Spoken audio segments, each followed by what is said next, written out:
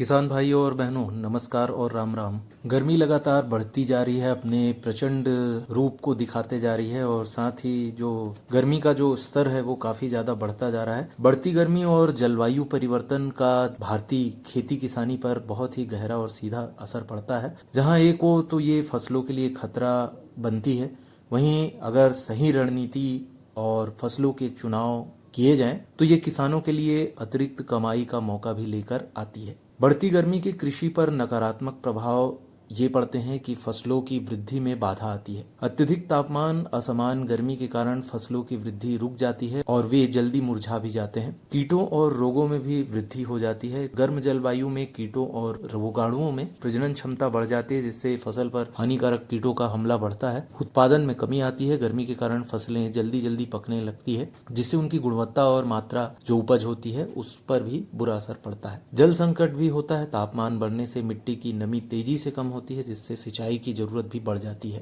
अब गर्मी में जो स्मार्ट रणनीति होती है, गर्मी में जो मौके मिलते हैं कि हमारे किसान भाई और बहन बढ़ती गर्मी को मात देकर जायद की जो फसलें हैं, गर्मियों की फसलें हैं, उसके रूप में कैसे अच्छी कमाई कर सकते हैं। कम समय की फसलें लगा सकते हैं। गर्मी में काफी कम दिनों में ही फसलें तैयार हो जाती है। उन फसलों का चयन कर सकते हैं, जैसे मूंग उड़द की खेती जो है सुरक्षित होती है। इसके विषय में हमने पिछले कार्यक्रमों में बताया भी था। इसके अलावा जो कद्दू वर्गीय फसलें हैं, गर्मी में ककड़ी, खीरा, करेला, लौकी और टमाटर की खेती करना भी फायदेमंद हो सकता है। कम दिनों में ही अच्छी कमाई मिल सकती है। जायद की जो फसलें होती हैं वो भी जब खेत खाली होते हैं तो किसान मूंग, उड़द, तरबूज और खरबूजा बोकर भी मुनाफा कमा सकते हैं। सही सिंचाई अगर की जाए, सुबह और शाम के समय हल्की सिंचाई करना बहुत अच्छा होता है। इससे मिट्टी में नमी बनी रहती है और फसलें झुलसती नहीं है। खाद और पोषण भी जो है बहुत जरूरी होता है। ऐसे मौसम में, गर्म मौसम में पौधों को उचित पोषण की आवश्यकता होती है। इसके लिए सही उर्वरक का प्रयोग करें।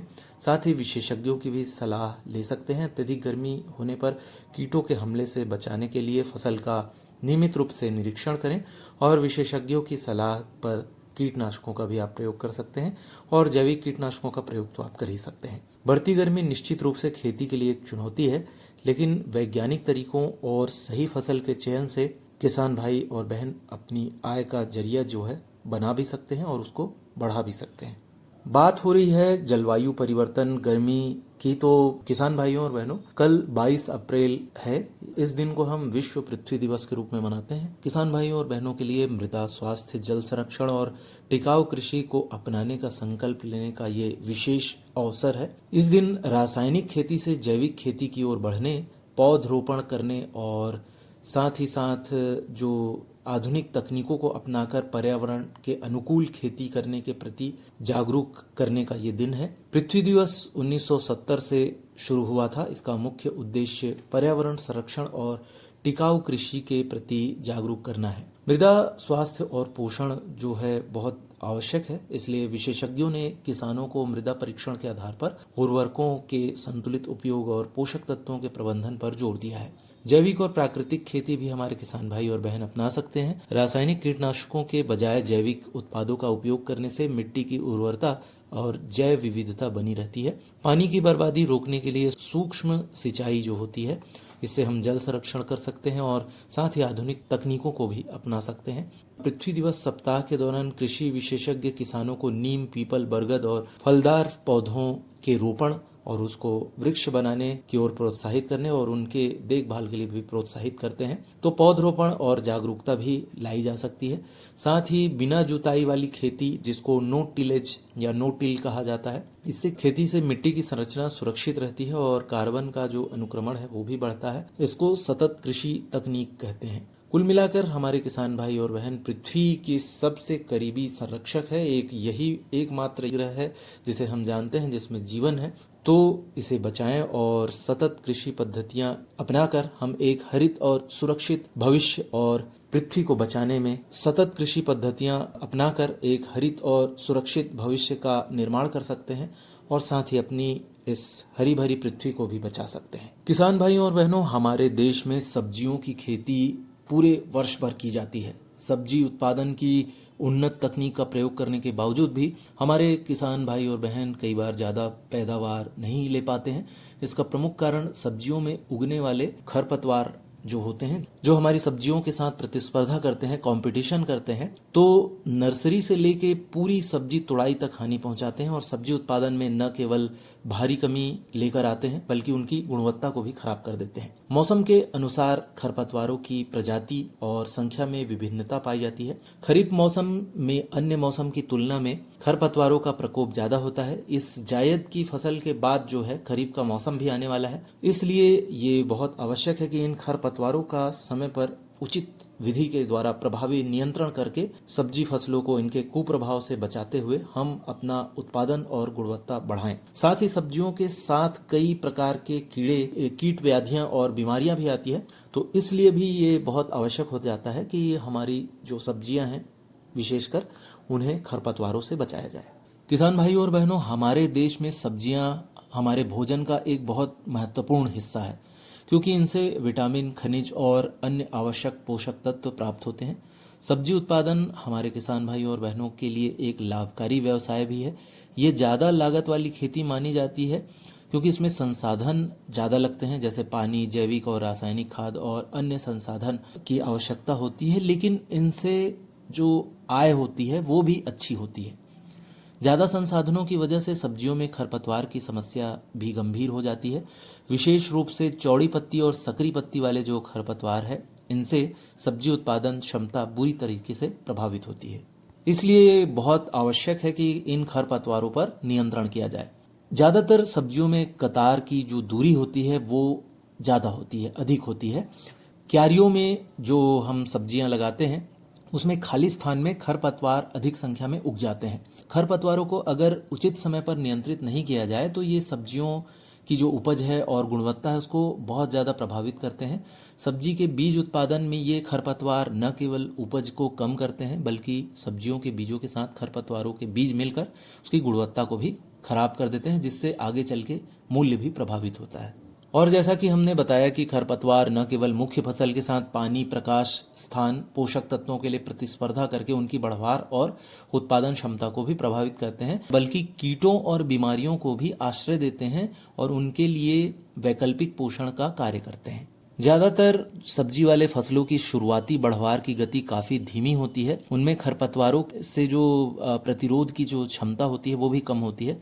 ऐसे समय में फसलों को खरपतवार के प्रकोप से बचाना बहुत आवश्यक है, क्योंकि खरपतवार जल्दी जल्दी बढ़ जाते हैं और इससे जो हमारी फसल है उसको नुकसान होता है, उसकी बढ़वार और उत्पादन दोनों प्रभावित होते हैं। अब बात आती है कि हमारी सब्जियों के जो खरपतवार है उनका प्रबंधन कैसे किया जाए, उनका नियंत्रण कैसे किया जाए। तो मौसम के अनुसार कई प्रकार के खरपतवार हमारी सब्जियों के साथ साथ उगते हैं। परंपरागत रूप से खरपतवार का प्रबंधन जैसे हाथ से निराई किया जाता है। ये आज के परिवेश में जो मजदूरों में आने वाली जो लागत है, उसके अलावा जो उपलब्धता है, इसके कारण काफी खर्चीला और समय लेने वाला हो जाता है और बहुत परेशानी का कारण बनता जा रहा है। इसलिए जरूरत है कि जो उन्नत खरपतवार नाशी जो होते हैं, यांत्रिक और कर्षण विधि के समन्वय से समन्वित खरपतवार नियंत्रण पद्धति को अपनाया जाना जो है आज जरूरी हो गया है, जिससे खर्च और समय दोनों की बचत हो जाती है और खरपतवारों का नियंत्रण भी सही समय पर उचित तरीके से होता है। किसान भाई और बहन, आप कुछ उपाय भी अपना सकते हैं प्रारंभिक तौर पर, जैसे खरपतवार मुक्त, शुद्ध और प्रमाणित बीज लें और पौधे का उपयोग करें। जो नर्सरी आप लगा रहे हैं, थरहा लगा रहे हैं, शुरुआत में ही उसमें वो खरपतवार से मुक्त होना चाहिए, उसमें किसी भी प्रकार के खरपतवार के बीज नहीं होना चाहिए। दूसरी बात यह है कि गोबर और कंपोस्ट खाद जो है पूरी तरीके से सड़ी होनी चाहिए, तभी उसका प्रयोग करें, अन्यथा सबसे ज्यादा मात्रा में खरपतवार बीजों के खेत में आने की संभावना यहीं से रहती है। उसके अलावा जो कृषि यंत्र हैं उसके द्वारा जो मिट्टी है उसमें एक खेत से दूसरे खेत में आने की जो संभावना रहती है, ये भी जो है संभावना है, तो कृषि यंत्रों को खेत में प्रयोग करने से पूर्व अच्छे से साफ कर लें। खरपतवार ग्रसित मिट्टी की खेती से दूसरे खेत में जो मिट्टी है वो जा सकती है और इससे प्रभावित हो सकती है, तो ये डालने से बचें। अगर डाल ही रहे हैं तो अच्छे से उसके धूप में रख के और उसमें कोई भी खरपतवार के बीज न रहें, ये कोशिश करें। नर्सरी के स्थान को खरपतवार से मुक्त रखें। खेत के आसपास की मेड़ों, पानी के स्रोत और नालियों को खरपतवार से मुक्त रखें। जानवरों को खरपतवार प्रभावित क्षेत्र से नियंत्रित क्षेत्र में जाने से रोकें। इसके बाद एक विधि आती है जिसे स्टेल सीड बेड विधि कहा जाता है। इसमें सब्जियों के खेत को बुआई रोपाई करने के लिए 15 से 20 दिन पूर्व तैयार किया जाता है। 7 से 10 दिन बाद उपयुक्त नमी और तापमान रहने पर काफी मात्रा में खरपतवार खेतों में निकल आते हैं, जिन्हें हल्की जुताई से सफलतापूर्वक नष्ट किया जा सकता है। उसके पश्चात बुआई और रोपाई कर काफी हद तक सब्जियों में खरपतवारों को नियंत्रित किया जा सकता है। खेत की तैयारी कैसे की जाती है? सब्जी उत्पादन के लिए खेत की तैयारी से पूर्व उसमें पहले के वर्षों में उगने वाले खरपतवारों का ज्ञान जरूरी होता है, क्योंकि उसी के अनुरूप खेत की तैयारी की जाती है। अगर पहले के वर्षों में खेत में बहुवर्षीय खरपतवारों का प्रकोप ज्यादा रहा है तो गहरी जुताई बहुत जरूरी है, जिससे उनकी जड़ें और राइजोम कंद जो होते हैं वो टूटकर और उखड़कर ऊपर आ जाएं, जिसे इकट्ठा करके आप नष्ट कर सकते हैं। और कुछ तेज धूप अगर पड़ती है तो उसमें स्वतः नष्ट हो जाती है। अगर वार्षिक या मौसमी खरपतवार का प्रकोप पूर्व में ज्यादा रहा है तो कम गहरी जुताई करके भी सब्जियों के बीज पौधे की सतह पर बुआई या रोपाई कर खरपतवार का प्रकोप जो है वो कम किया जा सकता है। किसान भाई और बहन, उचित फसल चक्र अपनाकर भी काफी हद तक सब्जियों में खरपतवार के प्रकोप को कम कर सकते हैं। जैसे कम अवधि वाली पत्ती वाली फसलों को समेकित करके खरपतवारों के प्रकोप को कम किया जा सकता है। साथ ही साथ जो प्रतिस्पर्धी जो फसलें हैं, जैसे मक्का, ज्वार, बाजरा जैसे जो घनी फसलें हैं या तेजी से बढ़ने वाली दलहन फसलें हैं, इनको बुआई के 30 से 45 दिनों में जो है ये काफी फैल जाती हैं। तो इनके समन्वय से फसल चक्र अपनाकर सब्जियों की खेती करने से खरपतवार कम आते हैं। अगर फसल चक्र 2 से 3 वर्ष तक लगातार बनाए रखें तो ये पाया गया है कि खरपतवार काफी हद तक नियंत्रित हो जाते हैं। अब बात करते हैं यांत्रिक विधि की। इसमें हाथ द्वारा निराई की जाती है। ये काफी कठिन और खर्चीला होता है। सब्जियों में निराई अन्य फसलों की अपेक्षा कई बार करनी पड़ती है। औसतन जो 1 हेक्टेयर यानी 2.5 एकड़ का जो क्षेत्र है उसमें 40 से 50 मजदूरों की भी आवश्यकता होती है एक बार की निराई के लिए। सब्जियों में सामान्य रूप से अगर देखा जाए तो 2 निराई की आवश्यकता होती है, लेकिन कुछ सब्जियों में जैसे मिर्च, टमाटर, प्याज, लहसुन में 3-4 बार भी निराई की आवश्यकता पड़ सकती है। इसलिए ऐसी परिस्थितियों में कतारों में बोई गई सब्जियों में हाथ से चलाने वाले जो नीदा यंत्र हैं, जिसको ढकेल कर या खींच कर चलाया जाता है, इसका प्रयोग करने से कम खर्चीला और समय और श्रम की बचत करने वाली विधि भी साबित हो सकती है। लेकिन जो कंद और जड़ वाली फसलों हैं, इसमें विशेष रूप से सावधानी की जरूरत है। जैसे मूली, गाजर, प्याज, लहसुन, इसमें क्योंकि कट लग सकता है, इससे नुकसान हो सकता है, इसका भी डर बना रहता है, तो इसमें ध्यान देना है। इसके बाद बात करते हैं सिंचाई पद्धति की। नालियों द्वारा सिंचाई करने की तुलना में जो ड्रिप पद्धति है, इसमें सिंचाई करने में जो क्षेत्र जो है उसमें खरपतवारों की संख्या कम पाई जाती है। ड्रिप पद्धति में फसलों की जो जड़ें हैं उसके नजदीक नमी ज्यादा होने से उन जगहों पर खरपतवार की संख्या थोड़ी ज्यादा होती है। लेकिन अन्य क्षेत्रों में जहां पर पानी नहीं पड़ता है, क्योंकि ड्रिप में बूंद बूंद करके टपक टपक करके पानी जाता है, तो जो पौधा जो होता है, जो हमारी फसल होती है, वहां पर तो जो है नमी रहती है, लेकिन बीच में जो अन्य क्षेत्र हैं वहां पर जो पानी जो है वो कम टपकता है, इसलिए खरपतवार भी कम उगते हैं। जहां पानी ज्यादा रहेगा वहां पर खरपतवार भी ज्यादा होते हैं। बुआई के तुरंत बाद सिंचाई करने की तुलना में फसल बोने से पूर्व की सिंचाई भी ज्यादा लाभप्रद होती है, क्योंकि बुआई पूर्व की जो सिंचाई होती है इससे नमी के कारण उगने वाले खरपतवारों को खरपतवार नाशी की मदद से या जुताई करके नष्ट किया जा सकता है, या फिर बुआई या रोपाई की जा सकती है, जिससे खरपतवार का प्रकोप भी कम हो जाता है। किसान भाइयों और बहनों, अब बात करते हैं मल्चिंग की। बहुत सारे रिसर्च यानी कि शोध परीक्षणों में यह पाया गया है कि प्लास्टिक जो फिल्म होती है जिससे मल्चिंग की जाती है, या सूखा चारा या फसलों के अवशेष के बारे में जिसमें हमने पहले भी चर्चा की है कि जो हमारे फसलों के जो अवशेष हैं ये बहुत ज्यादा काम के हैं, ये कई जगह काम आते रहते हैं। इन्हें फेंकना या जलाना जो है बिल्कुल भी अक्लमंदी नहीं है। तो ये जो अवशेष हैं इनको 2 कतारों के बीच फैलाने से नमी बनाए रखने में ये मदद करते हैं, जिससे जो मिट्टी का जो तापमान है, अभी गर्मी का मौसम है, ये नियंत्रित करने में भी लाभ होता है, और साथ ही साथ खरपतवारों के प्रकोप भी काफी कम होते हैं। इसके लिए चारा और फसल अवशेषों को छोटे टुकड़ों में काटकर 2 कतारों के बीच खरपतवार उगने से पूर्व फैला दिया जाता है। लेकिन ये भी पाया गया है कि कुछ खरपतवार जैसे मोथा वगैरह जो है फिर से निकल आते हैं। इसके लिए हाथ से निराई या खरपतवार नाशी का रसायन जो होता है उसका प्रयोग करना पड़ जाता है। मल्चिंग में जो है पॉलीथीन शीट का भी प्रयोग किया जाता है। इसमें नमीदार भूमि की सतह पर पतली पारदर्शी पॉलीथीन शीट जो होती है, इसको गर्मियों में 4 से 6 सप्ताह के लिए फैलाकर रखा जाता है। उसके चारों तरफ के किनारों को मिट्टी से अच्छी तरीके से दबा दिया जाता है, और उसके बाद सूर्य जो गर्मी में जो काफी ज्यादा रोशनी देते हैं, तो गर्मी में पॉलीथीन शीट के नीचे मिट्टी के तापमान जो होते हैं वो सामान्य रूप से 8 से 10 डिग्री सेल्सियस तक बढ़ जाता है और ये विधि नर्सरी के लिए बहुत ज्यादा लाभदायक और कम खर्चीली है। इससे कई प्रकार के खरपतवार के जो बीज हैं, प्रकंद हैं, कुछ को छोड़कर, जैसे मोथा और हिरनखोरी के बारे में बताया गया था, ये नष्ट हो जाते हैं। परजीवी खरपतवार, ओरोबैंकी, सूत्रकृमि जो होते हैं, जो मिट्टी में होते हैं, मिट्टी से होने वाली बीमारियों के जीवाणुओं भी जो है इससे नष्ट हो जाते हैं। ये विधि जो है बहुत ही व्यवहारिक और सफल है। इसके बाद बात आती है रासायनिक विधि द्वारा खरपतवार प्रबंधन। तो अलग अलग सब्जियों के हिसाब से खरपतवारों के नियंत्रण के लिए जो है कई जो शाकनाशी जो होती है या खरपतवार नाशी जिसे कहा जाता है, हर्बिसाइड कहा जाता है, इसकी संस्तुति की गई है जो काफी कारगर है। लेकिन जो इच्छा के अनुरूप जो कारगर जो चयनित निंदानाशी है, इसकी संख्या अभी भी कम है। ये विधि कारगर, श्रम और समय की बचत करने वाली और कम खर्चीली है। सब्जियों में पाया गया है कि खरपतवार को नियंत्रित करने के लिए अगर निंदानाशी का प्रयोग यांत्रिक या कर्षण विधि के समन्वय से किया जाए, साथ साथ किया जाए, तो ये बहुत ज्यादा प्रभावी और कारगर होती है। इसके अलावा एक एकीकृत खरपतवार प्रबंधन होता है जिसमें सब्जियों के खरपतवार प्रबंधन में ये पाया गया है कि कोई भी एक विधि जो है ज्यादा कारगर या जिसे कहा जाए आर्थिक या नियंत्रण की दृष्टि से ठीक नहीं है। कई प्रकार की जो विधियां हैं, कई प्रकार के तरीके हैं, उनसे जो है प्रबंधन करना ज्यादा आसान होता है। अंकुरण पूर्व प्रयोग होने वाली शाकनाशी का एक निराई के साथ समन्वय कर प्रयोग करने से न केवल एक ही विधि से नियंत्रण पर निर्भरता कम हो जाती है बल्कि ज्यादा लाभदायक परिणाम प्राप्त होते हैं।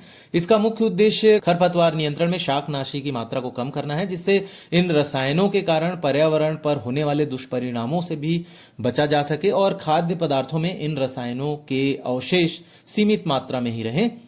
इसलिए जो है इसका सीमित तरीके से इस्तेमाल करना चाहिए। शाकनाशी जो रसायन है, जो हर्बिसाइड कहा जाता है, वीडीसाइड भी कहा जाता है, तो ये जो है इसके प्रयोग में बहुत ज्यादा सावधानियां रखना है। ये भी कीटनाशक की तरह जो है नुकसान भी पहुंचा सकते हैं, इसलिए सावधानी से इसका उपयोग करना जरूरी है। तो आइए जानते हैं कुछ जो सावधानियां हैं, क्या क्या सावधानियां रखी जानी है। शाकनाशी जो रसायन है, इनकी उचित मात्रा का ही प्रयोग करना है, विशेषज्ञ की सलाह पर करना है। अगर शाकनाशी का ज्यादा प्रयोग किया गया है, जो संस्तुति दर है, रिकमेंडेड जो मात्रा है, इससे ज्यादा अगर आपने प्रयोग कर लिया है, तो ये खरपतवारों के अतिरिक्त हमारी फसल को भी नुकसान पहुंचा सकते हैं, क्षति पहुंचा सकते हैं, डैमेज कर सकते हैं। शाकनाशी रसायनों को उचित समय पर ही छिड़कना चाहिए। कुल मिला के जो है ये कहा जा रहा है कि विशेषज्ञ की सलाह पर ही इसका उपयोग करें। अगर छिड़काव समय से पहले या बाद में किया जाता है तो लाभ की बजाय जो है ये हानि भी पहुंचा सकते हैं, नुकसान भी पहुंचा सकते हैं, इसकी भी संभावना रहती है। शाकनाशी जो रसायन है, इनका घोल तैयार करने के लिए रसायन और पानी की बिल्कुल सही मात्रा का उपयोग करना चाहिए। एक ही रसायन का बार बार फसलों पर छिड़काव न करें बल्कि बदल बदल कर करें, विशेषज्ञ की सलाह पर करें। अन्यथा खरपतवार में लगातार उपयोग में आने वाले शाकनाशी के प्रति प्रतिरोधक क्षमता विकसित हो जाती है, जैसा कि कीटों के साथ भी होता है। कीट जो समस्या होती है उसको हम नियंत्रण करने के लिए जो है कई बार अगर कोई कीटनाशक उपयोग करते हैं तो उससे जो है हमको आगे चल के कीट जो है अपनी प्रतिरोधक क्षमता विकसित करते हैं। ऐसे ही इसमें भी होता है। छिड़काव के समय मृदा यानी मिट्टी में पर्याप्त नमी होनी चाहिए और खेत में छिड़काव एक समान होना चाहिए। छिड़काव के समय मौसम साफ होना चाहिए। अगर दवा इस्तेमाल से ज्यादा खरीद ली गई है तो उसे ठंडे, शुष्क यानी सूखे और अंधेरे स्थान में रखें और साथ ही ध्यान रखें कि बच्चे और पशु इसके संपर्क में न आए। प्रयोग करते समय ध्यान रखें कि जो ये रसायन है, केमिकल है, शरीर पर न पड़े। इसके लिए विशेष रूप से पोशाक जो होती है, दस्ताने होते हैं, जूते और चश्मों का प्रयोग करना चाहिए और उपलब्ध न होने पर हाथ में पॉलीथीन लपेट लें और साथ ही चेहरे पर गमछा, तौलिया जो भी आपको मिले बांध लें। प्रयोग के पश्चात खाली डिब्बों को नष्ट कर मिट्टी में दबा दें और इसे साफ कर इसका प्रयोग खाद्य पदार्थों को रखने के लिए बिल्कुल भी न करें। छिड़काव के समाप्त होने के बाद दवा छिड़कने वाले व्यक्ति साबुन से अच्छी तरीके से हाथ और मुंह जरूर धो लें। कुल मिलाकर इन तरीकों को अपनाकर आप भी अपनी सब्जियों में खरपतवार का अच्छे से प्रबंधन कर सकते हैं, नियंत्रण कर सकते हैं और जो हमारी जो मुख्य रूप से सब्जी फसल है उसको, उसके उत्पादन और गुणवत्ता को बढ़ा सकते हैं।